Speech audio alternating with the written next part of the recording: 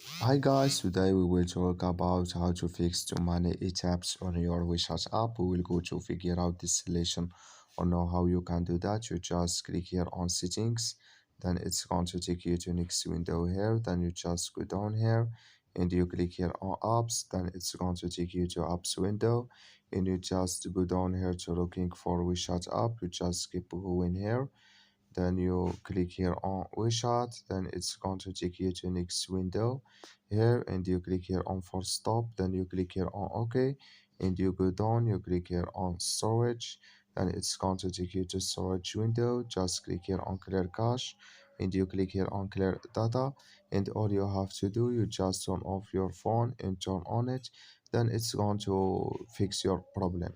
So that's all you have to do. I wish you know you I get it. Thank you for your watching. Don't forget to support us by like and subscribe.